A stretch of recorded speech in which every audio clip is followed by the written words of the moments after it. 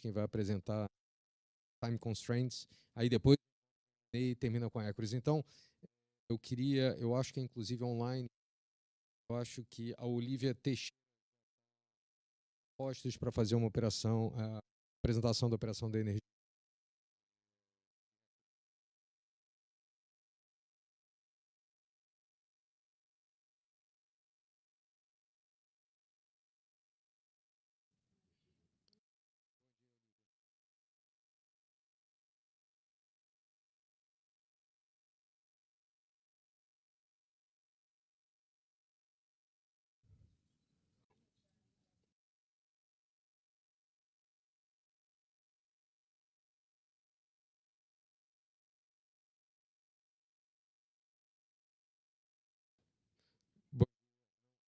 Vocês nos ouvem, nós não ouvimos vocês ainda.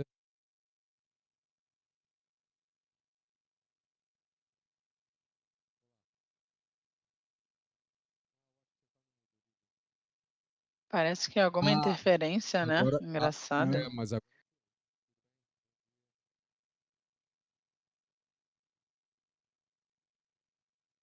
Olivia, você nos ouve? Ela não está nos ouvindo agora.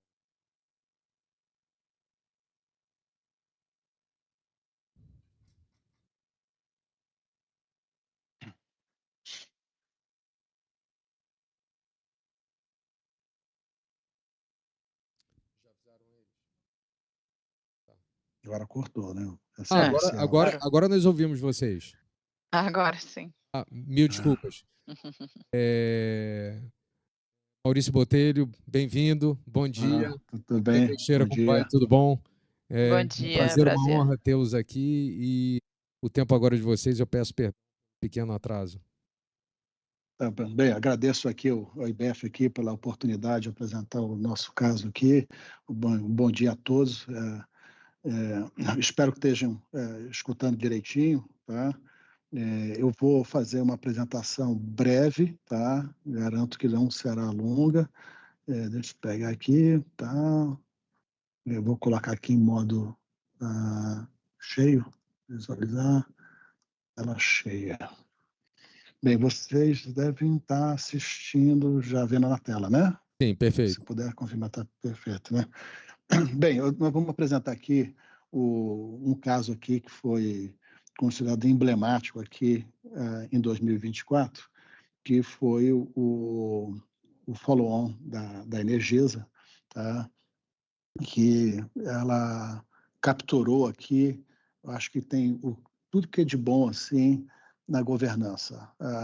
Um conselho de administração atento ao time, um conselho de administração atento às questões de alavancagem e preocupações fiscais no Brasil, e também a administração atenta aqui às oportunidades. Tá?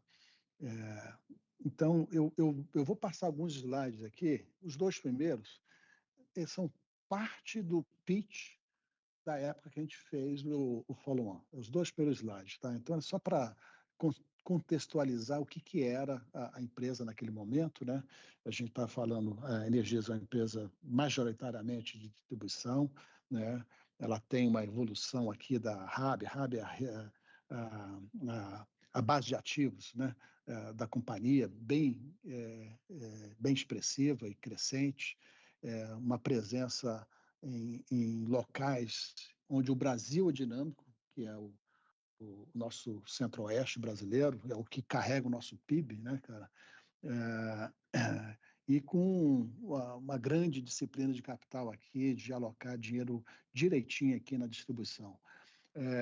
Na ocasião, a gente falou da transmissão também, que era um novo segmento nosso. A gente, naquela ocasião, já tinha 2,6 bilhões investidos e tinha feito uma aquisição de uma outra empresa, também de 2,6 bilhões, tá, no segmento de transmissão.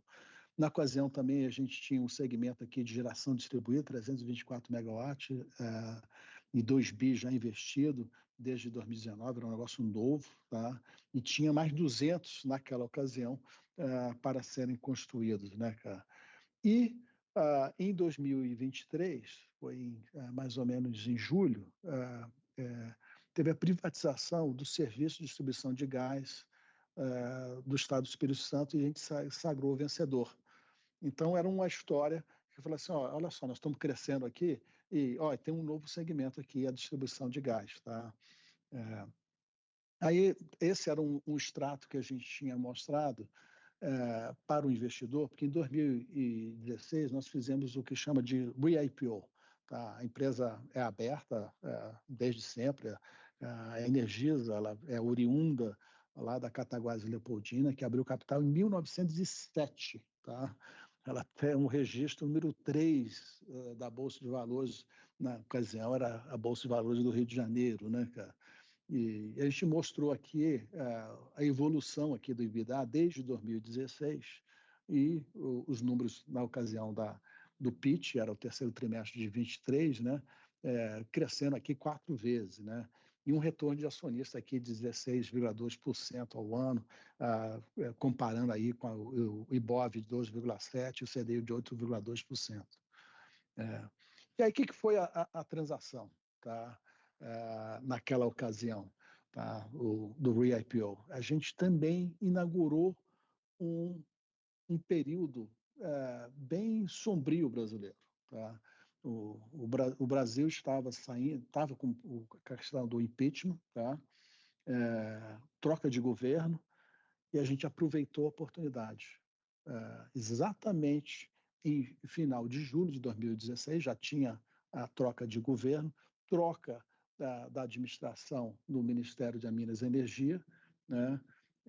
Aproveitamos aquela janela e abrimos o mercado de capitais, o mercado emergente. Foi a primeira empresa a fazer um follow-on naquele ano na América Latina. Tá? E aí foi bem sucedido, foram demanda de 10 bilhões para 1,5 bi de oferta. E, obviamente, aí teve uma participação aqui de 51%, aqui pelo slide, aqui vocês veem 51% de investidor estrangeiro, 49% do Brasil, e uma boa presença de investidores long only. Então, isso aqui deu uma sustentação para o papel naquela ocasião. Tá? E o que foi agora em 2024? Exatamente a mesma visão da oportunidade do momento. Tá? Fechamos essa operação, o pricing foi em 29 de janeiro de 24, tá? E o volume total inicial era de 2 bi, exercemos aqui o hot issue de 500 milhões, então foi 2,5 bi no total. A presença de nacionais foi maior dessa vez, foi 67%, tá? E o long only já foi menor. Tá? Mas aí a empresa já tinha outro tipo de liquidez na Bolsa, né? Desde 2016, quando foi feito o re-IPO, né? Então foi diferente aqui. Tá? A gente, então, abriu o mercado de capitais brasileiro naquele momento. Tá? Nós tivemos aqui também 10 vezes o livro, tá? E teve aqui um aumento da liquidez aqui, mais ou menos de 12% depois disso. Tá? Os controladores deram firme aqui na posição deles, que é mais ou menos 27,5% do total atual, né? E também, como era a venda de units, né? A gente fez uma venda já automática de units. Porque quando você tem units, você geralmente tem que fazer uma oferta ordinária, preferencial, aí depois você abre um período de conversão, etc. A gente já fez isso tudo automaticamente, com aprovação lá da CVM e dos coordenadores da oferta, dos advogados, tá? E o controlador se dispôs a fazer o equilíbrio, que sempre tem uma sobrinha, né? Então, quando você tem aquela sobrinha, você faz a conversão para os demais, tá? Aqui eu vou falar um pouco do contexto do time. Tá? Veja só, começo de 2023, Selic alta, coincidência, estamos na mesma situação agora, tá? Ações em baixa. Né?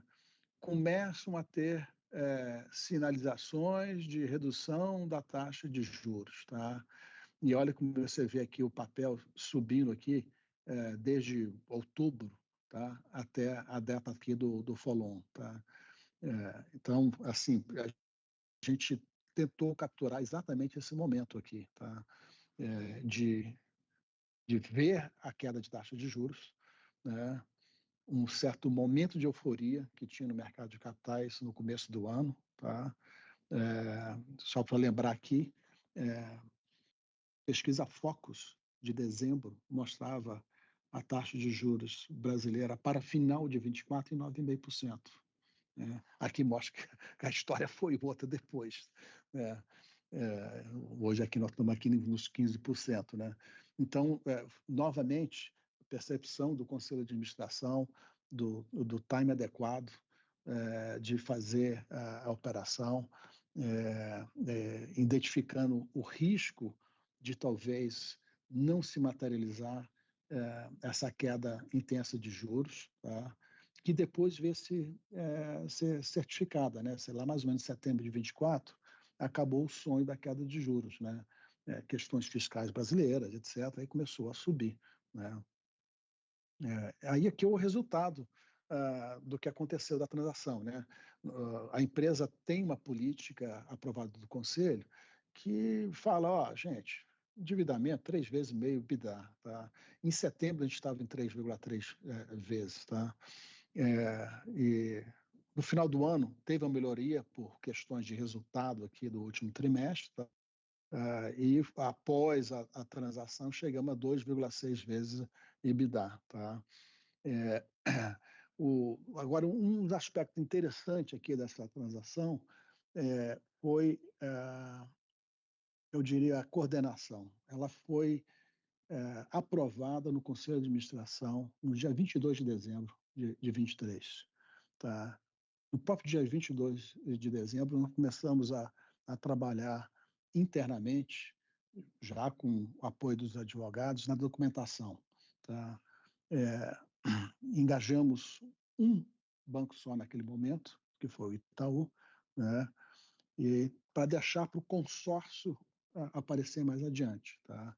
Os auditores entraram no dia 3 de janeiro. Tá? E no dia 18, nós chamamos o resto do consórcio dos bancos. Aí já estava público, né? Tivemos que fazer até um comunicado ao mercado naquele momento, porque a gente fez uma reunião pela manhã com os bancos, e aí o assunto vazou, e aí a gente teve que interromper a negociação, avisar que ia sair com a transação, e no dia 29 de janeiro, rapidamente essa transação já estava concluída. Tá? Então, foi um negócio fast track. Ele teve todo um planejamento aqui de sigilo muito bem executado, até vamos dizer, chamar o consórcio, que a gente já sabia que isso ia acontecer, uma hora ia vazar na operação, né? E a gente chegou no dia 18, quando estavam chamando o consórcio, com toda a documentação pronta, tudo pronto. Tá? Já com os 2 grupos de auditores, porque tem aquela regrinha dos 3 anos, né? Então já tinha uma troca de auditor, então teve a certificação dos auditores, né? Então era isso, gente, que eu queria mostrar aqui dessa operação, e estou aqui disponível aqui para Maurício, perguntas. se eu puder adicionar, né, eu acho que os use of proceeds da operação era, né, equilibrar a alavancagem e permitir flexibilidade para a gente investir em outros projetos, né? A gente tinha acabado de adquirir esse gás e na sequência a gente acabou entrando ali com uma participação minoritária nos ativos que hoje é a Norgás, né? Então, ampliando também os nossos passos aí dentro da distribuição de gás, isso só foi possível porque a gente conseguiu esse espaço, né, na nossa estrutura de capital para fazer um investimento. Né? É muito bem levantado, Lívia. Eu tinha esquecido desse ponto aqui, que a gente já estava analisando essa posição de expansão no segmento de distribuição de gás, e já tinha um processo de M&A em curso, etc., que ele só concluiu mais adiante, né? Mas certamente essa transação ajudou aqui a abrir o espaço de balanço para fazer isso. Maurício, pela operação. Olívia, obrigado. Na verdade, a minha pergunta, eu acho que a Olívia meio que matou, né? A gente vê um mercado de equities em IPOs há tanto tempo, né? O que acaba fazendo com que follow-ons de empresas grandes tenham o benefício de alguma demanda reprimida por assim, sempre difícil acesso a mercado, né? Timing certo, praticamente quando o mercado, olhando ali o gráfico da entrada. Seu microfone está falhando um pouquinho. Está falhando. Tá falhando. Está intermitente. Melhor agora? Melhorou. Acho que se você falar bem próximo ali, acho que eu vou trocar o microfone. Vai funcionar, mas eu Bom, vou agora deixar foi. Aqui. Agora foi. Você então, criou o gráfico aqui, né? Sim. O timing, parece que quase acertaram o olho da mosca, né? O que ajuda muito. E, na verdade, eu não vou fazer uma pergunta, mas se tiver mais algum comentário para tecer sobre o assunto que eu acho que a Olívia acabou trazendo, né? Importância de uma emissão dessa é relevante, 2,5 bi, desalavancagem super relevante, mas viabiliza vários projetos, né? E era um pouco disso que eu ia falar, mas eu acho que a Lívia já tocou, né? Que foi super relevante para vocês materializarem e conseguirem realizar investimentos em M&A. Então, exatamente. Não chega a ser uma pergunta, mas alguma coisa para elaborar nesse ponto seria ótimo, mas caso contrário, eu vou passar o bastão aqui e dessa vez eu não vou começar com perguntas. Mais alguém aqui tem alguma... Um momento. Elvira aqui, parabéns, Maurício, parabéns, Olívia, muito bom acompanhar, ainda mais sendo setor elétrico. A Olívia falou desse use of proceeds na questão de gás, mas a Energisa é um grande player em distribuição, né? Um dos melhores, né, no país. Essa captação, esse follow-on, ela também não teve como objetivo desse use of proceeds, o fortalecimento, enfim, do trabalho que vocês já fazem na distribuição de energia também? Está falhando agora a sua. Vocês conseguiram me ouvir? Tá falhando, sim, consegui te ouvir. Acho que o Maurício está com uma estabilidade ali, mas... Maurício, a gente não está conseguindo te ouvir bem. Mas eu acho que eu... Tinha, assim... Foi? Não. Vocês conseguem ouvir o Maurício? Não. Vocês conseguem me ouvir? Sim. Tá, então acho que eu vou falando aqui. Agora, gente. Será que ele não tem que se... Mas, Elvira, você está correta. Maurício, se a sua internet eu acho que está intermitente. Mas você está correta. Outra destinação dos recursos era também o fortalecimento para execução do plano de investimentos das distribuidoras, né? Naquela época, ali, o regulador ele tinha começado a implementar medidas mais restritivas de qualidade, né? Então, hoje, o que a gente vê no setor é um setor que hoje a sua performance depende do seu nível de qualidade, né? Para você aproveitar a alta performance, etc. Então, você está certa, também ajudou na composição do plano de CAPEX. A gente hoje investe mais ou menos 5 bi ano nas distribuidoras de energia, né? Então a gente está, como o Maurício mencionou, em concessões que demandam muito CAPEX porque estão crescendo, né? Então, e também adicionando aí esse tema da qualidade. Então tudo colaborou e os 2,5 bi também, uma parte foi dedicada a isso. Você está correto? Bom, eu acho que não tem mais perguntas. Eu queria agradecer novamente o Maurício e a Olívia pela participação e dar os parabéns pela apresentação e pela operação que foi realizada. Muito obrigado. Obrigada a todos. Bom dia. Desculpa aí pela falha técnica aqui. Imagina. Deu. Bom, Okay, eu tchau, mando a gente. mensagem. Tchau. Muito obrigado. Obrigada. Tchau, tchau. Okay, tchau. Bom, dando prosseguimento e vamos encerrar o que não é a primeira vez que acontece, mas é sempre uma demonstração. Aqui no caso a gente tem do setor, né, porque a gente vai de novo olhar para a energia, então mostra a relevância do setor e a robustez mesmo em épocas não muito fáceis de vermos operações relevantes no mercado de capitais, o setor de energia aqui participando com transações super relevantes e muito bacanas. Com a transação de M&A que a gente efetivou, né, e de forma a gente cumprir o objetivo de desalavancar a companhia, capitalizar ela, deixar ela pronta para o crescimento que a gente vislumbrava, a gente estruturou uma oferta subsequente, né, um follow-on, que a gente conduziu aí em outubro de 2024, né?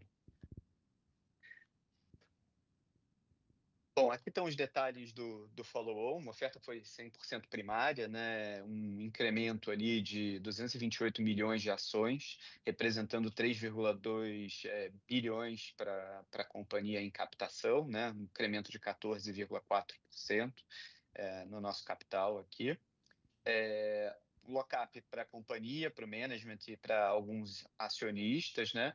E foi uma oferta que nasceu ancorada a R$14 por ação pelo nosso principal acionista, né, o principal acionista de referência, pós a transação ali pós o M&A, é o BTG, através do veículo Partners Alpha, que é o veículo dos sócios, né?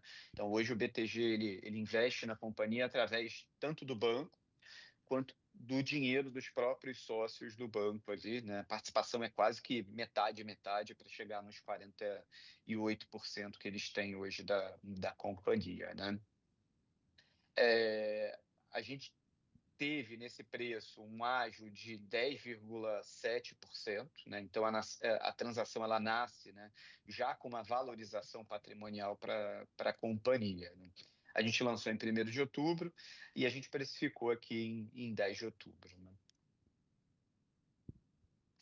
Bom, passar um pouco para o use of proceeds, esse ponto é super importante, né? Então, uma parte dos proceeds dos 3,2 bi que a gente levantou foi destinada a pagar pelos ativos que a gente adquiriu, por volta ali quando a gente estruturou o follow-on, a gente ainda não tinha o exercício de tag-along dos acionistas da Gera Maranhão, mas com o tag-along deles a gente usou um pouco mais de cerca de 1,5 bi ali para fazer a aquisição dos ativos, né? Aí a Linhares e a própria Gera Maranhão. A outra parte foi para compor, né, a nossa estrutura de capital, então aumentar o caixa da companhia e deixar a companhia preparada para um crescimento orgânico, né? De novo, a companhia já via a necessidade ali, principalmente depois de agosto de 2023, quando a gente teve o apagão, né? E depois, através do PDE 2034, do PEN 2024 e agora do PEN 2025, que o sistema ele precisava de muita capacidade, né? Então, o mundo físico, ele já demandava essa capacidade incremental para a gestão ali dos picos de carga que a gente vem tendo, né? E o crescimento, viabilizar o crescimento das renováveis na matriz elétrica brasileira, né? Então, a companhia sabia que em algum momento, né, de 2025, 2026, quando vai ser o leilão agora, a gente deveria ter uma contratação de capacidade e a companhia, né, queria estar muito bem preparada para aproveitar essa oportunidade, né? Sem querer me alongar aqui nesse ponto, mas a Eneva tem modelos de negócio para ofertar energia térmica de uma forma muito competitiva, através do modelo de negócio do R2W, né, que a gente bota a termoelétrica em cima dos nossos campos de gás natural, e também através do nosso modelo Gas to Power, que a gente coloca um complexo termoelétrico adjacente a um terminal de regasificação, né? Então, a gente tem vantagens competitivas relevantes para prover esse serviço de capacidade para o sistema. A gente queria aproveitar essa oportunidade quando ela se materializasse, né? Bom, então a gente fala um pouquinho do racional do M&A, não vou passar essa parte, já que a gente falou dela extensivamente na última pauta. Aqui está uma visão da nossa estrutura acionária pré-oferta e pós-oferta, né? Então, o que a gente vê ali é um aumento de relevância do BTG, né? Através tanto do veículo BTG Pactual quanto do Partners Alpha. O follow-on, a subscrição do follow-on, ela foi ancorada pelo Partners Alpha, então o veículo dos sócios, né, ele passa aqui a ser o maior acionista da companhia, e essa é uma sinalização muito boa para o mercado, né, de que o principal acionista ele está disposto a ancorar um follow-on num preço 10% acima do preço de mercado em que a ação vinha operando, e de um bolso que é o bolso particular deles, né? Então, mais skin in the game do que isso é difícil da gente caracterizar, né? Então, a estrutura pós-oferta ela ficou muito pendendo para o BTG, que se consolidou ali como principal acionista de referência da companhia, né? Como a gente falou na outra pauta, essa é uma simplificação da nossa governança corporativa, né? O BTG ele passa a ter uma voz muito mais relevante aqui dentro da tomada de decisões da companhia. Isso dá mais agilidade e minimiza qualquer conflito de visão ali que eventualmente possa existir sobre o plano de negócio da companhia, né? Bom, passando aqui, então aqui está um pouco de novo, uma visão pré e pós follow-on, né? Então a gente sai de uma alavancagem ali que acima do 3,5 vezes net debt EBITDA, um EBITDA menor, né, por volta de 4 bilhões de reais, para uma alavancagem ali, fechou o ano passado em 2,4 vezes net debt EBITDA. Então, com muito espaço aí para a gente fazer essas alocações de capital, enfim, que a gente vislumbra aqui, né? Passar aqui. Aqui é um pouco também de uma visão do preço da ação, né? Como o mercado reagiu. Então, o fato de que o BTG estava ancorando a oferta a R$14 e estava disposto a receber a ação da Eneva a R$14 como parte da transação de M&A, ancorou muito o preço da nossa ação, né? A ação ela tendeu muito a esse patamar de R$14 até o follow-on, né? Ela sai de um patamar bem mais baixo, né? Por volta de 12 alto ali, caracterizando os 10% ali que a gente mostrou nos outros slides aqui de valorização patrimonial, né? Acho que um pouco da visão do BTG ela vem se concretizando, né, com o anúncio do leilão de capacidade, de reserva de capacidade para março do ano que vem. A gente teve um movimento de valorização muito forte da ação, um pouco comprovando essa tese de investimento de que essas alocações de capital elas serão muito geradores de valor, né? A gente fechou ontem o pregão valorados a R$15,92 por ação, né? Ou seja, o BTG ele pagou 10% a mais do que o preço da ação estava naquele momento. E os acionistas que entraram no follow-on também estavam dispostos a colocar, né, dinheiro na Eneva, pagando uma valorização de quase 11% aí no papel vis-à-vis o que ele estava tradando pré-anúncio da oferta. Mas quem entrou a R$14, hoje está bem feliz, né? Ganhou vis-à-vis o preço do follow-on, está ganhando em torno de 15%, 20%, e se a gente pegar ali a valorização desde o início do ano, o papel da Eneva já ganhou mais de 50%, né? A gente abriu janeiro ali próximo a R$10 por ação, com um movimento muito bearish ali nos papéis de utility, né? Que no início do ano atingiram ali mínimas dos últimos históricas ou dos últimos anos, né? E a gente já está quase 50% acima desse patamar que a gente estava no início desse ano. A gente melhorou o nosso índice de negociabilidade, né? Saindo ali, melhoramos 10 posições, né, no índice de negociabilidade, e também tivemos aí a maior oferta primária do ano de 2024, né? Quase o dobro ali da segunda maior.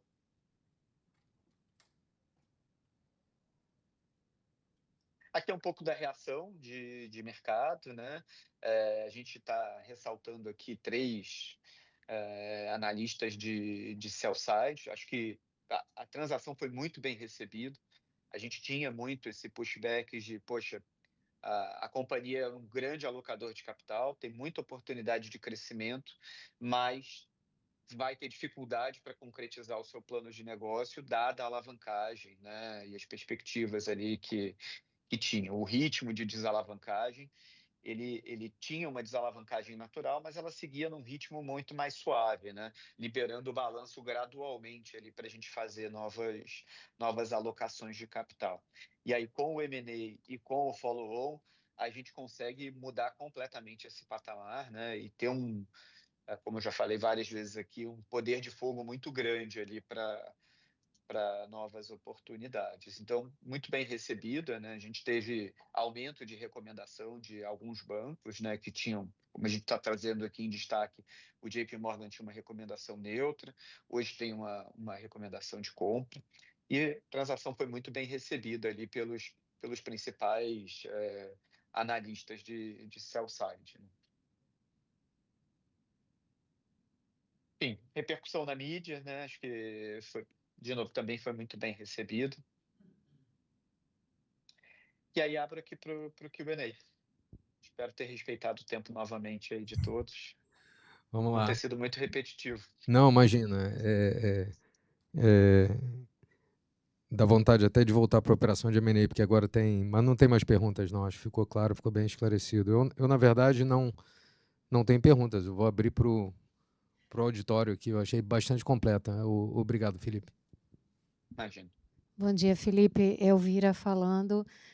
Parabéns pela apresentação, pelos 2 cases, né? Acho que quem conhece o setor elétrico, quem acompanha, sabe a posição estratégica da Eneva hoje, nesse momento aí de expansão, de certa forma, desordenada, né? Das fontes intermitentes, da micro, mini GD, enfim. E vocês, acho que souberam capitalizar muito bem essa vantagem competitiva que vocês têm, né, como você explicou, inclusive, das modalidades, né, que vocês oferecem, e ter aumentado aí a capacidade produtiva e essa diversificação geográfica, e estar pronto aí para esses leilões de capacidade que o Brasil está precisando desesperadamente, né, de capacidade. Então, acho que realmente mostra aí um senso estratégico muito adequado aí da companhia e do conselho. Minha pergunta, e aí vale para os dois cases, tem mais a ver com a governança, que eu fiquei bem curiosa de entender, porque a gente está falando de 2 transações que, do ponto de vista de partes relacionadas, muito complexa, né? Porque você tem o BTG como sócio, também com o Alpha Partners, né, que você falou que também é dos sócios, o BTG como vendedor de ativos, o BTG como coordenador líder. Então, isso tudo me chamou muito a atenção. Claro, outras casas importantes ali entre os sócios, né, outras gestoras importantes que você mostrou. Então, se você puder explicar um pouco para a gente como é que foi a governança desse processo, como é que foi essa parte de partes relacionadas, como é que foi você até falou que já deram publicidade ao mercado, inclusive, da taxa de desconto e tal, mas um pouco mais de cor aí para a gente de como foi esse processo, tanto na governança interna, como nessa comunicação para o mercado, porque acho que realmente é um case muito sui generis de um ator estar em praticamente em todas as pontas. Essa é a minha pergunta. Obrigada. Obrigado a você, Elvira. Obrigado aí pelos teus comentários, né? Não posso concordar mais com tudo que você falou. Bom, sobre a sua pergunta de governança, eu acho que teve uma receita muito simples, na verdade, né? Que foi isolar o BTG da tomada de decisão de qualquer ação na que ele tivesse algum envolvimento como banco ou como acionista, tá? Então, a decisão do M&A, né, de implementar ou não o M&A, os conselheiros do BTG e o BTG, né, como acionista da companhia, não votou nessas decisões. Ele ficou completamente isolado. A decisão foi tomada pelos demais conselheiros, né, representantes de outros grupos ali que estão na nossa base acionária, e os conselheiros independentes, assim como todas as outras decisões relacionadas ao envolvimento dele como banco comercial na nossa oferta base. Então, essa foi a nossa grande receita, né?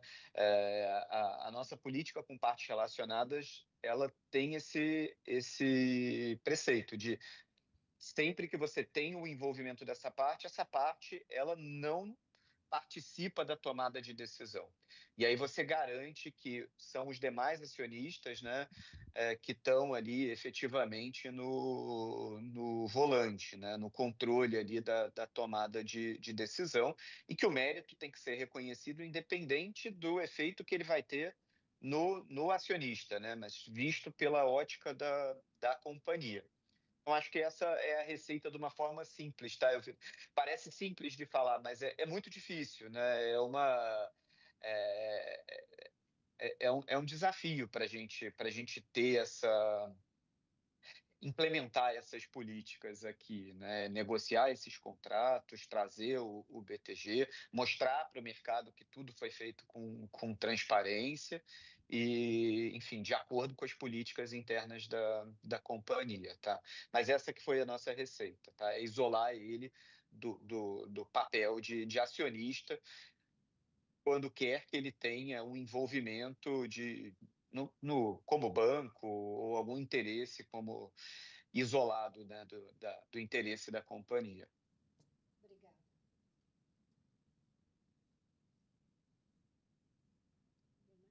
Vocês estão me ouvindo? Desculpa, não sei se eu... Sim, não, estamos ouvindo. Estamos ouvindo. Eu acho que ficou todo mundo impressionado com as duas apresentações, principalmente. Eu acho que a quebra do horário e o atraso, eu pedi desculpas inicialmente, mas eu acho que te ajudou em mais de uma forma, inclusive em trazer as duas juntas e todo mundo ficar com a cabeça integralmente na sua transação, na transação de vocês, tanto em equity quanto em M&A. E eu acho que a gente vai encerrar por aqui. Felipe, muito obrigado pela participação. Parabéns pelas duas operações e boa sorte. Imagina, eu que agradeço a oportunidade de estar aqui. Obrigado a vocês e ficamos no aguardo do resultado aqui. Ansiosos. Obrigado. Vou aproveitar para encerrar o evento. Agradeço a participação de todos. Quem estiver online, obrigado também. E vamos para a próxima. Premiação, eu tinha que fazer o anúncio, eu acho que já está marcado, todo mundo sabe, mas só relembrando, a premiação com os prêmios vai ser dia 30 desse mês, às 19 horas. Todo mundo de volta. Obrigado.